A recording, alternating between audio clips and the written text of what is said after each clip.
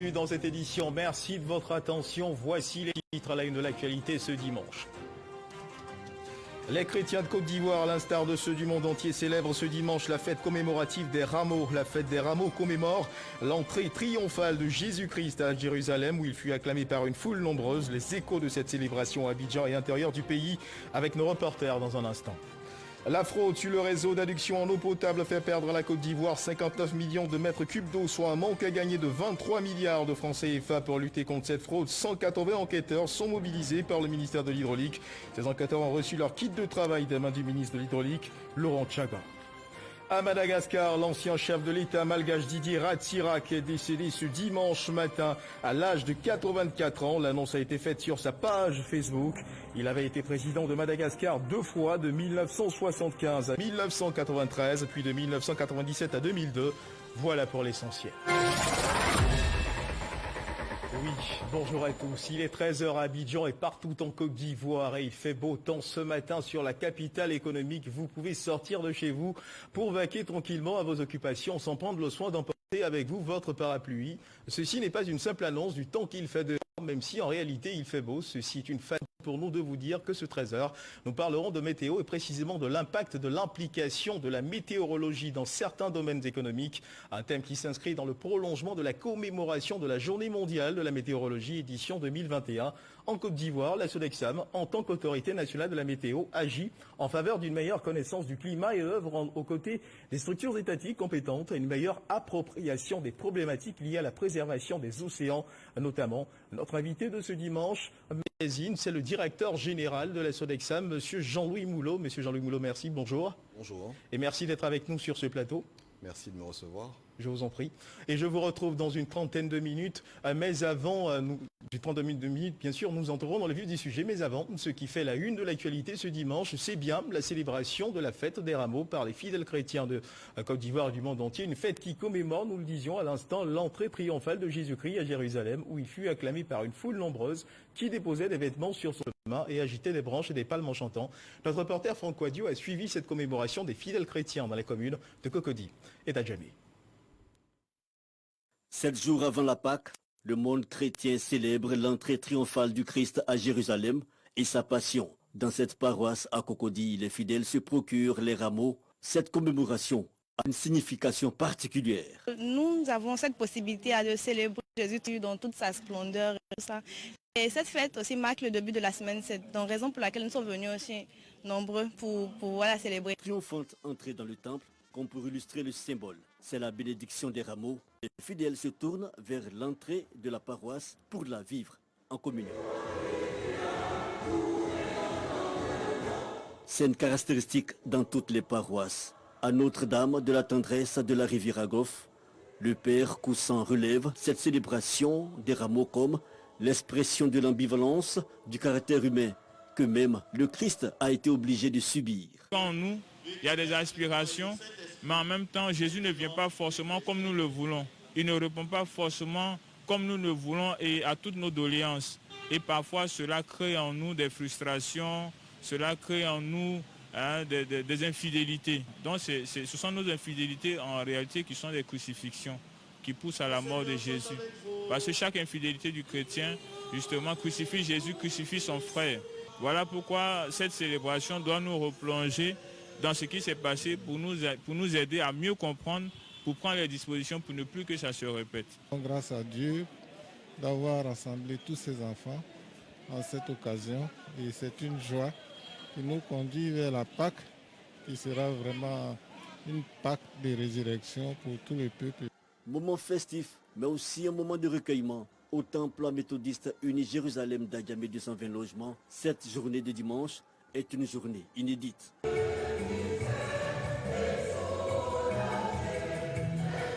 Nous vivons dans un monde bouleversé, un monde où nous ne savons à quoi nous en tenir compte tenu des souffrances, des calamités, de tous les fléaux. Aujourd'hui, particulièrement, je pourrais parler de la Covid qui est une maladie dont personne ne sait la provenance. Et nous sommes en train de chercher, de crier seulement à Dieu pour nous délivrer de cela. Donc aujourd'hui, ramenant cela à notre vie, il n'y a que la paix qui puisse donner à l'être humain d'être en paix avec lui-même, avec son entourage. Notons-le, le dimanche des rameaux, connu dans le sud de la France comme le dimanche des palmes, est un rite accompli dans l'église romaine depuis le IVe siècle. Dans les églises réformées, cette célébration est liée à la confirmation des catéchumènes ou aspirants au baptême et à la confirmation.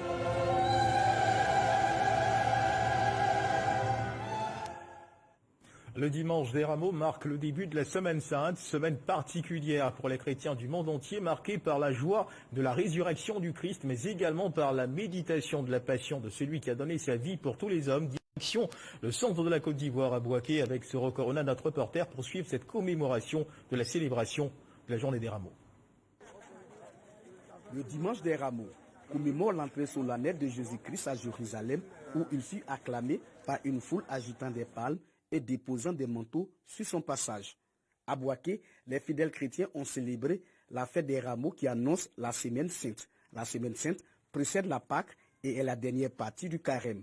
Elle est le sommet de l'année liturgique car c'est par sa mort que le Christ a détruit la mort et ressuscité le troisième jour. Nous allons célébrer non seulement cette entrée, mais nous rappeler ce grand moment de la Passion qui a scellé son destin et en même temps le destin de l'humanité, le salut du monde.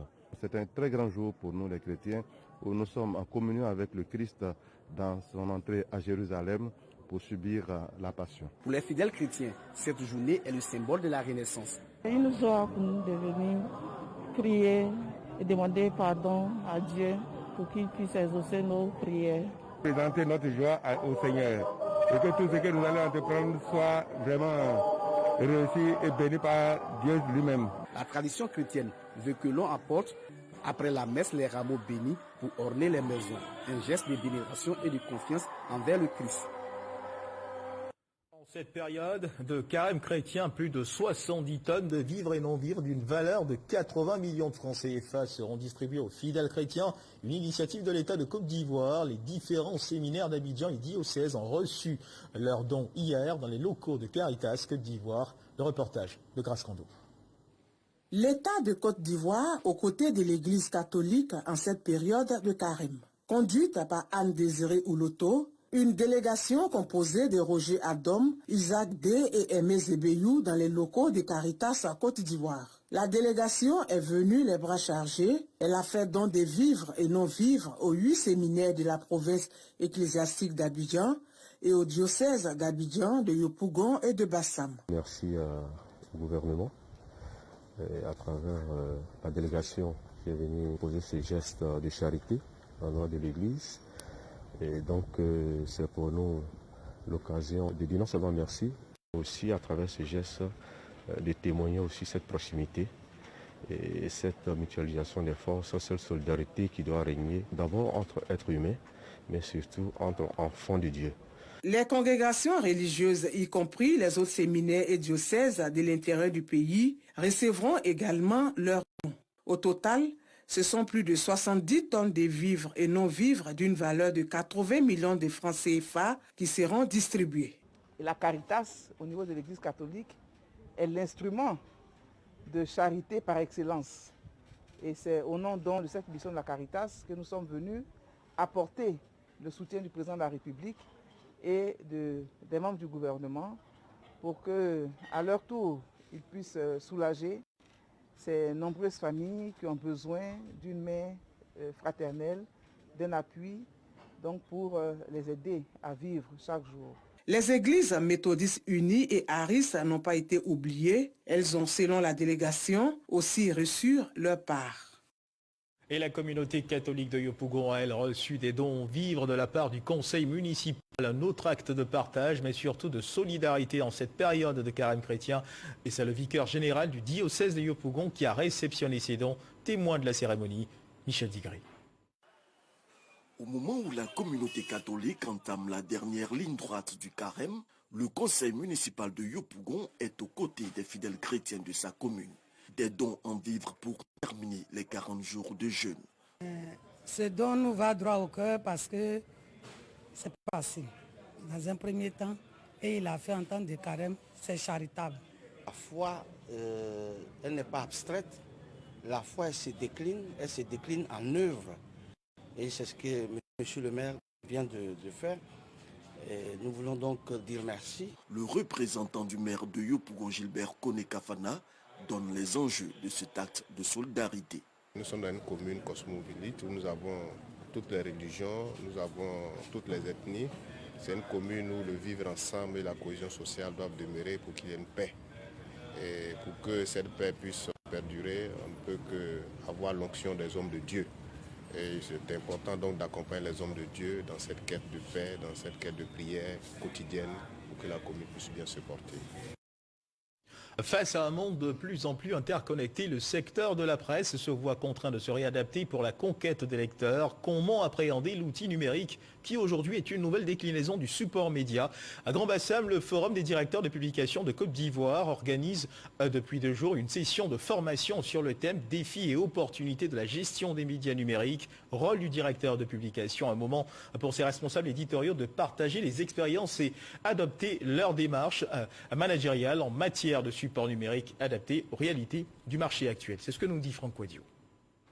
L'un des défis actuels auxquels est confronté l'univers de la presse, c'est l'adaptation numérique. En Côte d'Ivoire, quelques 130 sites identifiés sont apparentés à une quarantaine d'entreprises de presse légalement constituées selon une étude réalisée par les acteurs du secteur. À Grand-Bassam, les responsables éditoriaux veulent maîtriser la gestion de cet outil qui s'impose de plus en plus. La presse papier existe toujours, mais elle est un peu en recul.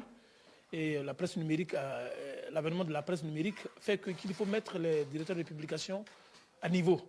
Et donc, nous avons décidé donc d'organiser ce séminaire-là pour essayer donc de leur montrer leurs défis et les opportunités qui s'offrent à eux par rapport donc à ces nouveaux médias. Le Forum des directeurs de publication du Côte d'Ivoire est soutenu dans sa démarche par des organisations internationales. Nous sommes là pour aider le Forum donc, des directeurs de publication pour pouvoir s'armer de façon intellectuelle, donc de façon psychologique et de façon matérielle aussi pour mieux amorcer donc, les médias, le traitement des médias numériques. 2 jours de réflexion et de formation sur la question des défis et opportunités de la gestion des médias numériques, rôle du directeur de publication. Ce qui change avec le numérique, c'est surtout l'aspect interactif entre les internautes et la rédaction. La loi 2017-867 qui régit le secteur de la presse a fait obligation aujourd'hui au directeur de publication d'une presse en ligne de disposer des modérateurs. C'est l'article 103 de cette loi qui impose un modérateur pour justement veiller à ce que les commentaires, les contributions extérieures puissent être réalisées selon les règles de l'art. Former les directeurs de publication et les jours à venir, les rédacteurs, le forum FORDPCI entend outiller toute la chaîne de production pour davantage de valeur ajoutée. Un peu d'histoire à présent. Il y a un quart de siècle, tous les États membres des Nations Unies adoptaient la déclaration de Beijing consacrée aux droits des femmes. En tant que feuille de route mondiale pour ce qui est des droits de la femme, la déclaration garde toujours toute sa pertinence. Un atelier a été organisé dans la commune du Plateau. Son objectif est un moment d'échange et de partage d'idées sur l'évolution des droits des femmes dans le monde 25 ans après cette déclaration. Patricia Oumouetia. Rencontres et échanges des parties prenantes pour partager les conclusions et recommandations du rapport mondial sur l'évolution des droits des femmes 25 ans après la déclaration de Beijing. C'est vrai qu'il y a encore beaucoup de choses à faire, mais nous voyons une amélioration quant à la participation politique de la femme, quant à l'autonomisation de la femme. En tout cas, dans tous les domaines, nous avons fait un bond. Selon l'ONU, les 3/4 des pays du globe ont maintenant adopté des lois sur la violence domestique. C'est positif pour l'ONU, mais toujours insuffisant pour les femmes. Beaucoup de défis, notamment dans le secteur de la santé pour les femmes et de l'éducation. Nous avons noté qu'au niveau de la Côte d'Ivoire, il y a eu énormément de progrès qui ont été effectués, en ce sens où tout le cadre normatif est en place. Maintenant, le gros défi, c'est au niveau de l'opérationnalisation. Le rapport indique 12 éléments prioritaires qui sont, entre autres, la santé, l'autonomisation de la femme, l'égalité des sexes et l'environnement. Sur le plan politique, j'allais dire aussi, on a eu un acquis indéniable. Vous savez, cette loi, la loi de 30% de 2019, qui est vraiment, c'était depuis plusieurs décennies, les femmes bataillaient pour avoir cette loi-là. Enfin, on l'a eu, cette loi. Et puis, donc, sa mise en œuvre progressive va améliorer la participation politique de la femme.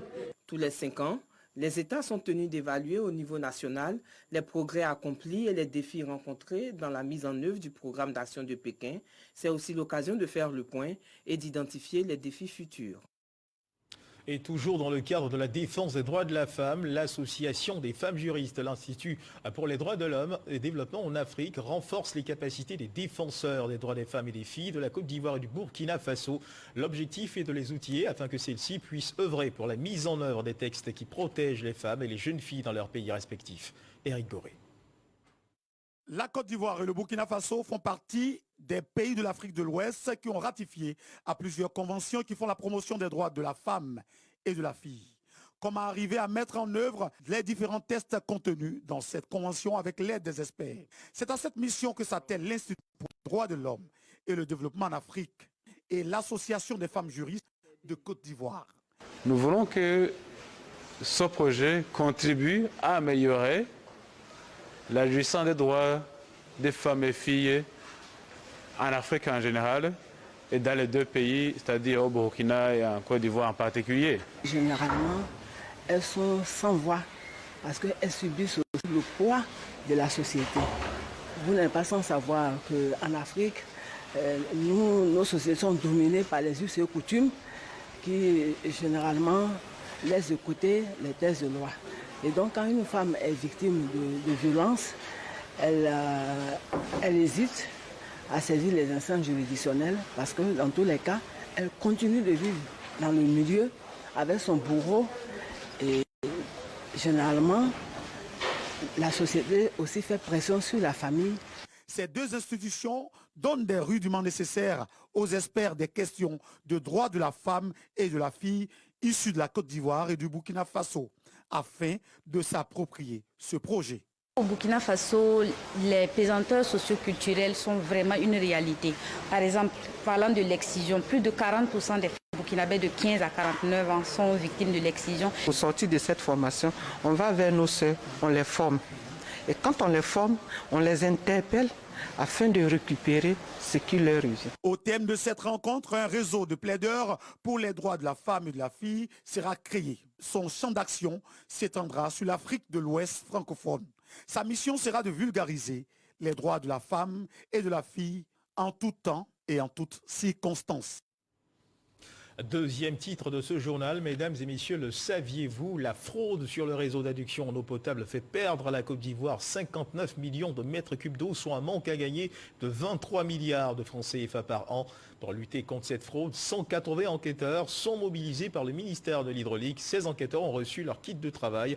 Des mains du ministre de l'Hydraulique, Laurent Chabas, était au centre des métiers de l'eau de Yopougon. Le reportage est signé Clément Bocco. Dans plusieurs quartiers d'Abidjan, la quiétude des populations est souvent perturbée par des pénuries d'eau courante. Une situation à laquelle l'État veut apporter une solution avec un plan d'action précis. Le montant global du projet, c'est 47 milliards que le gouvernement a donné au secteur de l'eau pour alimenter ces 155 quartiers pour le moment, sur près de 200 qui n'ont pas de l'eau. Des sous-quartiers. Vous pouvez voir un bon quartier urbanisé, mais il y a des petits quartiers où les gens n'ont pas de l'eau. Et ils sont obligés d'appeler des fraudeurs pour venir piquer sur le réseau dessus et distribuer. Et eux, ils passent chaque jour pour encaisser l'argent. Souvent même, ils impriment des factures SODECI. Pour combattre la fraude sur les réseaux d'adduction en eau potable, 180 enquêteurs sont formés et mis en mission par le ministre de l'Hydraulique. Une aubaine pour ces jeunes qui font leur entrée dans le monde du travail. Nous, à notre niveau, c'est aller sur le terrain, c'est vérifier toutes sortes d'anomalies qu'on peut constater qui empêchent la SODECI de pouvoir récupérer ce qu'elle injecte comme argent et puis signaler ces anomalies, faire aussi de la sensibilisation auprès des personnes pour que ces personnes puissent avoir elles-mêmes leur compteur. Pour le bon déroulement du travail des enquêteurs sur le terrain, le ministre de l'Hydraulique fait une mise en garde. Lorsqu'on trouve quelqu'un sur le terrain qui est en plein pied dans la fraude, que nous l'avons saisi, écoutez, il fera la prison. La règle va s'appliquer. Donc je profite pour lancer un appel à la population, aux parents, que ceux des enfants ou des parents qui sont dans la fraude, dès maintenant, il n'est qu'à leur demander de quitter et de se mettre en règle. Aujourd'hui, si quelqu'un veut vendre de l'eau, bon, on est prêt à lui donner un compteur en bonne et due forme pour qu'il puisse vendre de l'eau et en faire son métier. Selon le ministre, l'État perd chaque année 23 milliards de francs CFA à cause de la fraude, soit 59 millions de mètres cubes d'eau produits à perte. L'action des enquêteurs pourra réduire considérablement ces chiffres dans les années à venir, selon le ministère de l'Hydraulique. Les fraudeurs sont donc avertis. Autre chose à présent, au cours d'une cérémonie à la Bourse de travail de Treichville, la communauté Soka Gakkai International Côte d'Ivoire a fait un don d'ouvrages informatiques aux 300 meilleures unités pédagogiques des établissements de l'enseignement supérieur. Un geste qui vise à aider étudiants et parents à supporter les effets néfastes de la pandémie du coronavirus. Le reportage de Issa Choumanyeho.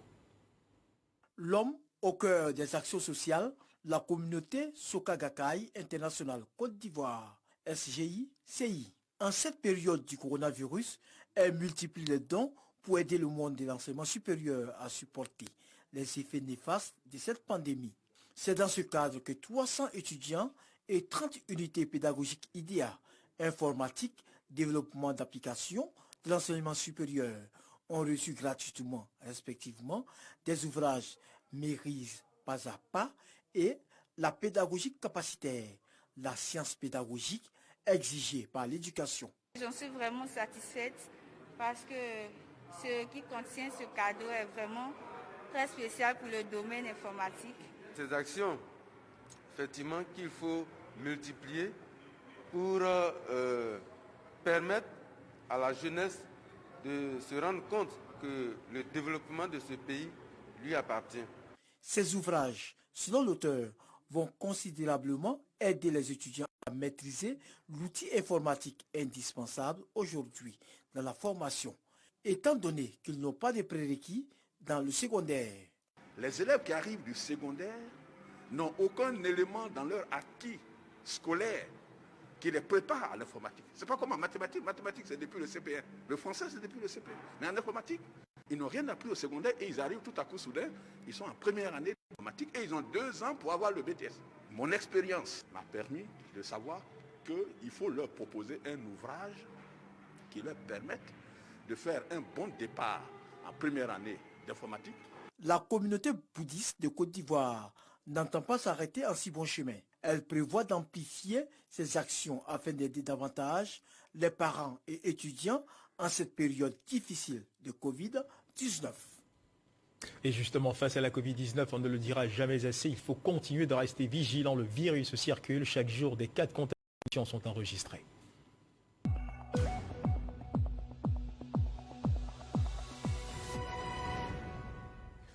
Le ministère de la Santé et de l'Hygiène publique a enregistré hier à samedi 27 mars 2021 393 nouveaux cas de Covid-19 sur 3835 échantillons prélevés, soit 10,2% de cas positifs, 344 guéris et 3 décès. À la date donc du 27 mars 2021, la Côte d'Ivoire, notre pays, compte donc à 42 861 cas à confirmer, dont 38 590 personnes guéries, 232 décès et 4039 cas actifs. Le nombre total d'échantillons est de 505 960. Le 26 mars dernier, 2291 personnes ont été vaccinées avec un total de 33 395 personnes vaccinées contre la Covid-19. 1er au 26 mars, le ministre de la Santé et de l'Hygiène publique invite le personnel de santé, les forces de défense et de sécurité, les enseignants, les personnes âgées de plus de 50 ans et les personnes porteuses de maladies chroniques à se présenter au centre de vaccination, au parc des sports de Treichville et les autres centres ouverts pour se faire vacciner gratuitement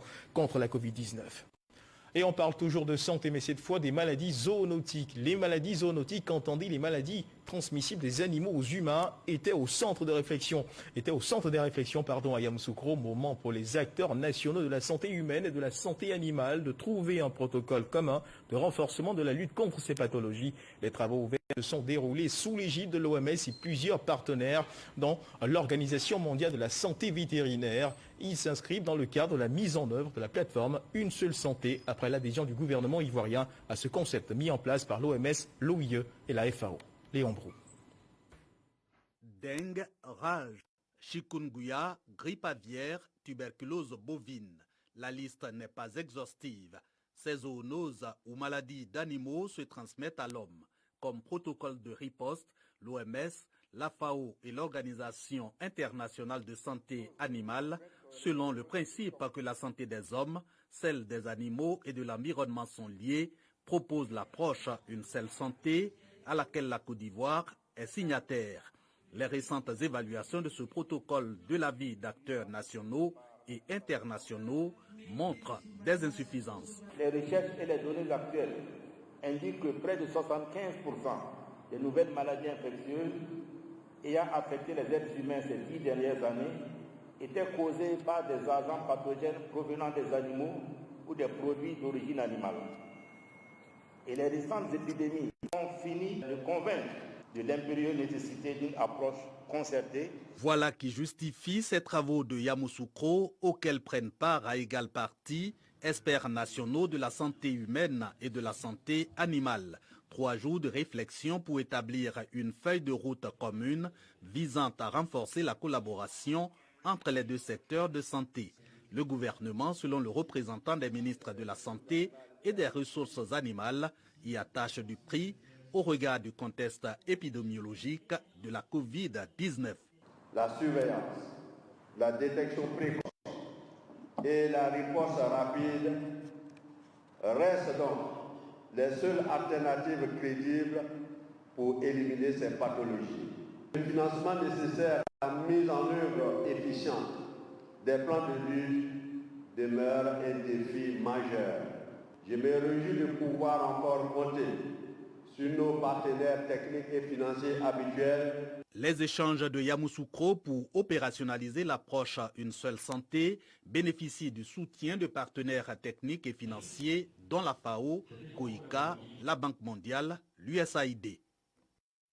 Un reportage de Léon Brou. Dans l'actualité internationale à Madagascar, l'ancien chef de l'État malgache Didier Rat Sirac est décédé ce dimanche matin 28 mars à l'âge de 84 ans. L'annonce a été faite sur sa page Facebook. Il avait été président de Madagascar 2 fois, de 1975 à 1993, puis de 1997 à 2002. L'officier de marine surnommé l'Amiral Rouge pour sa politique socialiste avait été hospitalisé en début de semaine pour un contrôle de routine.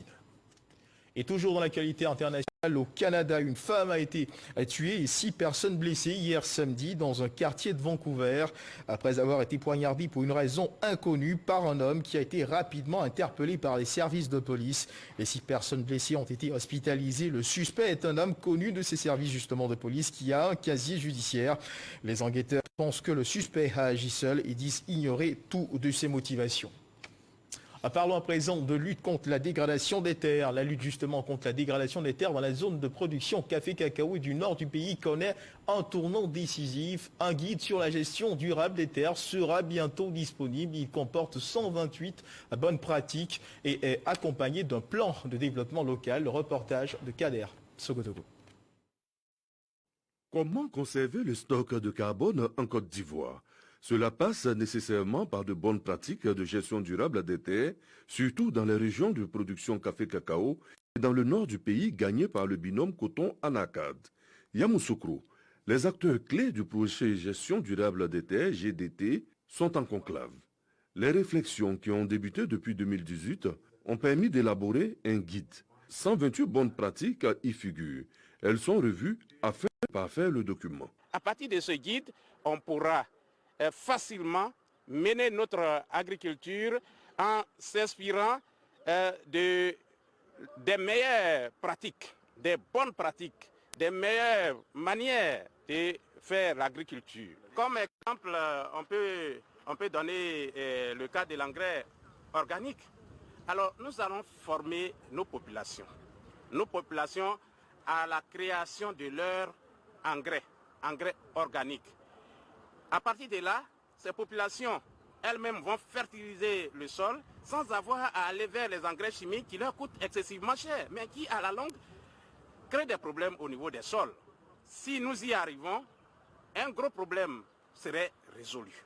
La Côte d'Ivoire envisage toutes les pistes pour ne pas être gagnée par les effets néfastes d'une mauvaise gestion des terres. Au sortir des travaux de Yamoussoukro, le ministère de l'Environnement et du Développement durable soumettra le guide final en Conseil des ministres en vue de sa divulgation. Place à présent à l'invité de ce Dimanche Magazine. Nous sommes avec M. Jean-Louis Moulot, directeur général de la Sodexam. M. Jean-Louis, merci d'être avec nous sur ce plateau. Merci à vous. Alors depuis 1961, la journée météorologique mondiale est l'occasion de célébrer l'entrée en vigueur le 23 mars 1950 de la Convention portant création de l'Organisation météorologique mondiale, OMM, et le thème choisi sur le plan international pour cette année 2021 est l'océan, le temps et le climat. Pourquoi le choix d'un tel thème ? Eh bien, ce thème vise à mettre en lumière l'importance de l'interaction entre le climat, la Terre et les océans. Parce qu'il faut savoir que les océans agissent comme un régulateur de température en absorbant une partie de l'excédent de la chaleur produite par les activités économiques et les activités humaines. Donc l'Organisation météorologique mondiale a souhaité, en choisissant ce thème, mettre en lumière l'importance de l'océan pour le climat et la météo. Il faut également indiquer que le choix de ce thème intervient dans un contexte international marqué par la décennie des Nations Unies pour les sciences océanographiques au service du développement durable. Sur la période 2021-2030, les Nations Unies ont établi cette décennie pour pouvoir élever le niveau de connaissance et d'alerte sur cette thématique. D'accord, alors dites-nous, monsieur le directeur général de la Sodexam, les missions de la Sodexam se limitaient seulement à annoncer la couleur du temps? Non, la Sodexam a 3 grandes missions. Tout d'abord, l'aviation civile, avec la gestion et l'exploitation des aéroports, principalement les aéroports régionaux. Nous en avons 15 que nous exploitons et 5 de ces aéroports reçoivent des vols commerciaux. Au-delà de cela, la Sodexam intervient sur la thématique de la médecine aéroportuaire et aéronautique avec un centre d'expertise médicale dédié à ces professions. Et la météo que vous avez mentionné précédemment, nous faisons office d'agence nationale de météo et d'autorité nationale en matière de météorologie. Alors une question a intéressé notre reporter Serge Coléa. Il s'est posé la question de savoir si la Sodexam était régulièrement consultée pour justement son expertise. Je vous invite à suivre cet élément. La Sodexam, je ne connais pas. Je sais que c'est une structure qui est à l'aéroport. Bon, mais je ne sais pas réellement ce que la Sodexam fait. Le citoyen lambda en Côte d'Ivoire s'intéresse peu ou pas du tout aux activités de la Sodexam. Pourtant, la société d'exploitation et de développement aéroportuaire, aéronautique et météorologique fait partie du quotidien des populations. Aujourd'hui, avec le changement climatique, toutes les activités socio-économiques sont impactées par les variations climatiques. Nos paysans, depuis 10 ans, 20 ans, ont vu les temps changer. Notre métier, c'est de pouvoir leur fournir des nouvelles dates de planification de leurs activités. Données météorologiques, conseils techniques, prévention ou évaluation de sinistres, autant dire que les prévisions de la Sodexam conditionnent la survie et le développement de nos sociétés.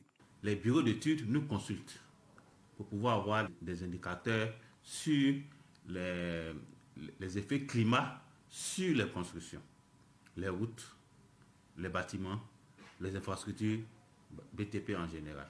L'océan, notre climat et notre temps est le thème de la célébration de la Journée météorologique mondiale 2021. La Sodexam, en tant qu'autorité nationale de la météo, continue d'œuvrer pour une meilleure connaissance du climat ivoirien. Alors, monsieur Jean-Louis Moulot, votre réaction tout de suite après les mots prononcés par les interviewés? Eh bien, je conviens qu'il y a nécessité de renforcer la communication autour du rôle de la Sodexam, notamment en matière de météo et sur les applications très variées de la météorologie pour les différents secteurs d'activité. C'est ce à quoi nous nous sommes engagés à travers une série d'initiatives que nous avons prises qui permet progressivement donc d'améliorer le niveau de connaissance des populations. Et justement, la commémoration de l'entrée en vigueur de la Convention portant création justement de l'Organisation météorologique mondiale a donc eu lieu et cette commémoration sonne pour vous comme une sirène d'opportunité. Absolument. Cela nous offre l'opportunité de porter à la connaissance des décideurs, mais également des populations, les différents bénéfices de la météorologie, avec les applications très très variées dans les domaines de la défense par exemple, dans le domaine de la sécurité, qu'il s'agisse de sécurité ou sécurité civile, dans le domaine de la santé également, où la météorologie a un impact, et pour d'autres secteurs d'activité tels que les transports, transports maritimes, transports terrestres, transport aérien, le BTP, les grands travaux d'infrastructure qui sont également consommateurs de données météorologiques. Alors à vous suivre, on comprend tout de suite que la météorologie est en amont de toute activité économique. Absolument. La météorologie, pour les pays dits industrialisés, impacte 30% du PIB. Pour les pays dits en voie de développement tels que le nôtre, l'impact de la météorologie sur le PIB est évalué à 40 à 50%. Quand on sait l'incidence, par exemple, l'importance pour notre pays du secteur agricole, qui est l'un des piliers de notre économie, on comprend mieux l'importance de disposer d'informations et de données météorologiques fiables afin de renforcer la productivité de ce secteur d'activité économique. Et parlons justement de cet accompagnement que la SODECSAM offre à l'État de Côte d'Ivoire. Comment cela se manifeste-t-il? Comment la SODECSAM accompagne-t-elle l'État de Côte d'Ivoire dans ses perspectives de développement, par exemple? Eh bien, la SODECSAM met à disposition des décideurs des informations essentielles qui vont permettre d'anticiper sur les phénomènes climatiques, d'intégrer. Par exemple Par exemple, sur les variations de climat que nous avons pu observer. Il faut noter que la SODECSAM a des expertises qui sont rares, qui sont reconnues au plan international, puisque la Côte d'Ivoire, à travers le directeur national de la météorologie, préside le Conseil Afrique de l'Organisation mondiale de la météo, qui est une agence spécialisée du système des Nations Unies. Et ce sont ces expertises-là qui sont mises à disposition des différentes structures gouvernementales dans l'élaboration de leur plan d'action, leur plan de développement. Une expertise de la SODECSAM qui est également demandée, on va le dire, par l'État de Côte d'Ivoire dans le cadre de la lutte contre le changement climatique. Tout à fait. Nous accompagnons l'État de Côte d'Ivoire en mettant à disposition cette expertise avec des personnes ressources qui, comme je le mentionnais précédemment, sont reconnues au plan international. Nous avons un spécialiste qui est membre du GIEC, du groupe international des experts sur le climat, qui exerce à la SODECSAM. Donc ce sont des personnes ressources et des références donc, qui accompagnent l'État de Côte d'Ivoire et accompagnent les différentes structures spécialisées sur ces thématiques. Et les services de la SODECSAM qui sont également très actifs dans la lutte contre la pollution marine. Vous intervenez à un certain niveau, on va dire. Oui, nous accompagnons effectivement le SIAPOL, qui a la responsabilité de la mise en œuvre du plan Polumar, en mettant à sa disposition également les données d'observation satellite qui nous permettent donc d'apprécier l'impact et l'incidence des déversements éventuels dans les océans et de mesurer leur niveau de propagation. Alors, une question un peu plus pratique à présent. Alors, la SODECSAM peut donc voir les choses venir de loin, vous conviendrez avec moi? Absolument. Alors, un village en ce moment subit de plein fouet la virulence de l'érosion côtière. Il s'agit du village de Laou-Panda, d'accord, situé dans le département de Grand Laou. Ce village semble-t-il condamné à disparaître du fait de cette érosion? Est-il possible pour d'autres villages d'approcher par exemple la SODECSAM pour savoir s'ils ne figurent pas dans le viseur de ce phénomène naturel? Est-ce qu'il est possible pour eux? Oui, la SODECSAM met à disposition, comme je l'indiquais précédemment, des décideurs un certain nombre d'informations et nous émettons des alertes également. Lorsque des règles de marée doivent intervenir, la SODECSAM émet une alerte et communique ces informations-là aux décideurs pour pouvoir justement préserver les vies, préserver les activités économiques. Donc nous observons à partir des données satellitaires et nous mettons l'information à disposition des décideurs. D'accord. Alors, on parle depuis plus d'une décennie du réchauffement de la planète. Pour certains alarmistes, la Terre se réchaufferait à la vitesse de la lumière. Rassurez-nous, s'il vous plaît, sur la question. Qu'en est-il réellement? Y a-t-il des raisons de s'inquiéter sur la question? Eh bien, ce phénomène s'observe en Côte d'Ivoire, bien malheureusement. Sur la période de janvier à décembre 2020, à titre d'illustration, nous avons noté une hausse de la température moyenne de 0,9 degrés. Ce qui, évidemment, est préoccupant. Mais, comme vous le savez, l'État de Côte d'Ivoire s'est engagé dans la lutte contre le changement climatique. Et la SODECSAM intervient sur deux volets de cette lutte contre le changement climatique, à travers donc des mesures d'adaptation au changement climatique et également des mesures d'atténuation au changement climatique en émettant des alertes. Pour ce qui est de l'adaptation, nous accompagnons un certain nombre de secteurs d'activité économique en les aidant à prendre en compte justement cette donnée liée au changement climatique dans leurs opérations, leurs activités au quotidien. La Sodexam qui apporte également une contribution en matière de protection et de mise en valeur des zones côtières de la côte atlantique de l'Afrique de l'Ouest, n'est-ce pas? Tout à fait. Il s'agit du projet WACA de la Banque mondiale pour lequel la Sodexam est sollicitée en qualité d'expert et nous mettons à disposition les données que nous observons et les paramètres également afin de mieux apprécier l'impact et l'évolution de ce phénomène d'érosion côtière et de développer des réponses adaptées.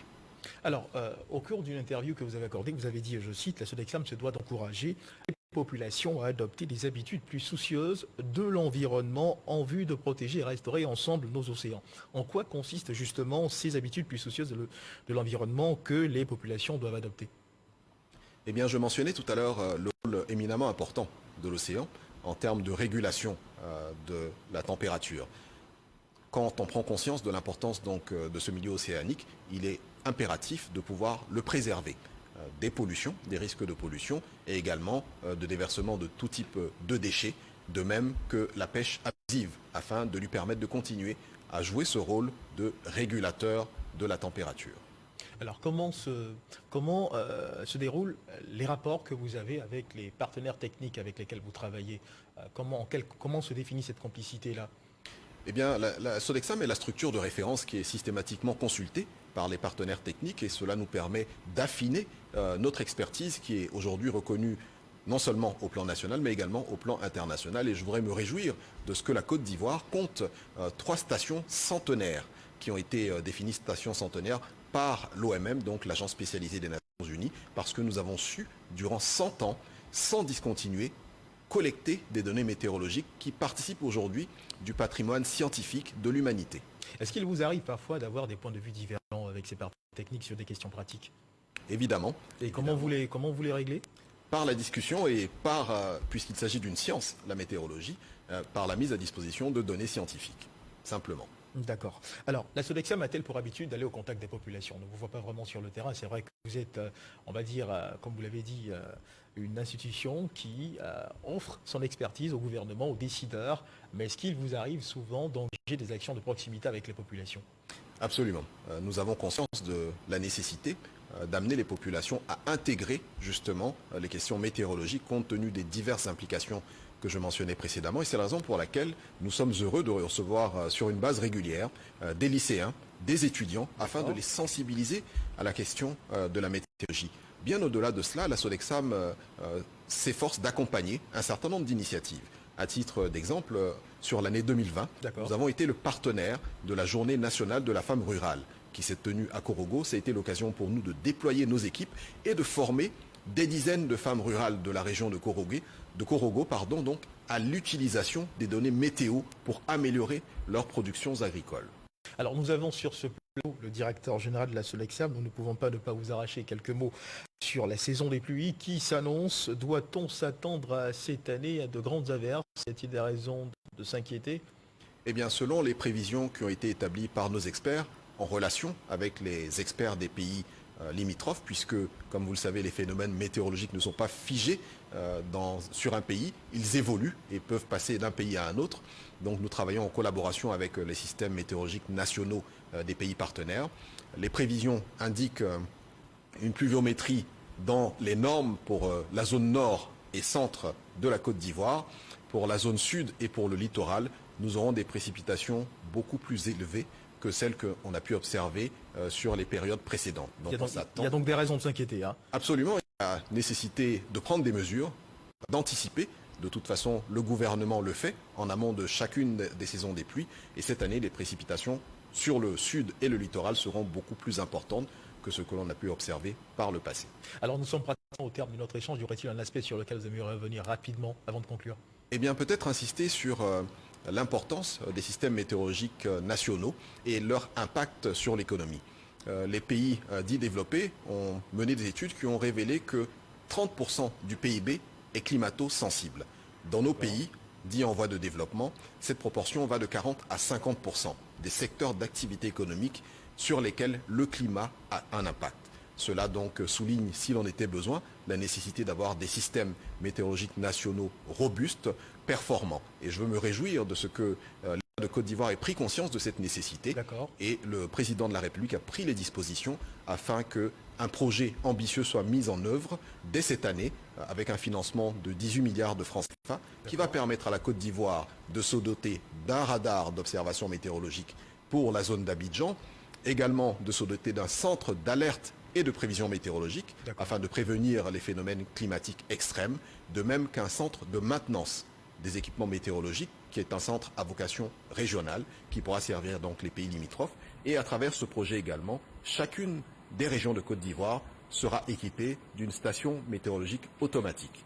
De bonnes infos à savoir, et c'est sur ces mots que se referment les pages de cette édition. Je rappelle, mesdames et messieurs, que nous recevions à l'instant, dans le cadre du Dimanche Magazine de ce 13h, monsieur Jean-Louis Moulot, directeur général de la Sodexam, avec lequel, à la faveur de la commémoration de la Journée mondiale de la météorologie édition 2020 qui a eu lieu cette semaine, nous avons parlé de météo et précisément de l'impact de l'implication de la météorologie dans certains domaines économiques. Je rappelle également que nous sommes le dimanche des Rameaux et que les fidèles chrétiens de Côte d'Ivoire, à l'instar de ceux du monde entier, commémorent l'entrée triomphale de Jésus-Christ à Jérusalem. Bon dimanche et bonne fête des Rameaux à toutes et à tous. Dieu garde la Côte d'Ivoire.